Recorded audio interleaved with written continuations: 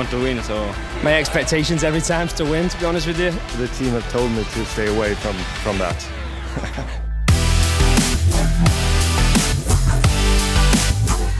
Of course, there are a lot of potential winners of this race, even though this Sunday in Campione at the second round of the F2 World Championship was a busy day for all teams who made it into the top 20 who will enter the Swiss Grand Prix.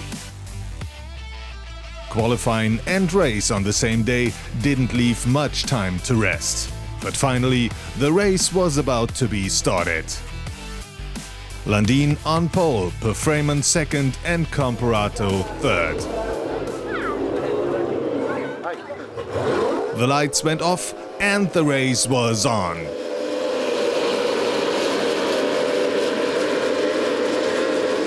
Landin could keep his first position and was leading the race, with Prix keeping his second spot and Comparato right behind him. All made it through the first turn in one piece, but the fight for the top 10 positions was really worth watching. The water conditions were pretty rough, like expected. More surprising it was that this Grand Prix will finish without a single yellow flag. But first things first, some laps into the race it became clear Matthew Prix can go the speed of Landin, and even more, the number 13 boat could decrease the gap.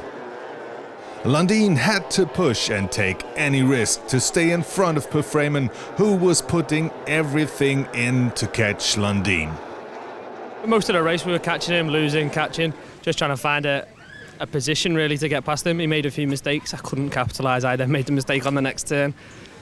And then towards the end, I had a slight coming together on one side and I lost a deck hatch on the other, so the boat was just filling up either side. It just didn't know what it wanted to do in a straight line.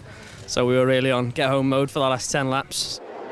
It was breathtaking to watch these two fighting for the win.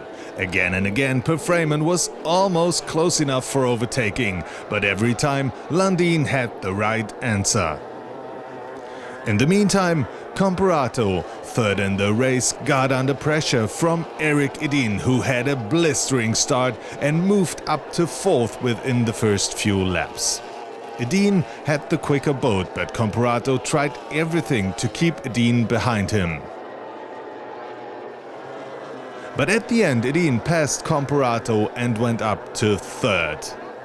Also, Nick Bisterfeld could pass Comparato for fourth and was now gaining ground on Edin. This was the fight for the third place on the podium. On the main straight, Bisterfeld and Edin were side by side, but Edin managed to stay in front of the German. At the end, Erik Edin finished third. After the drama in Q3, he was quite happy about this result. Well, I'm happy to be in a podium, but with this new boat and after Finland, I want to aim higher.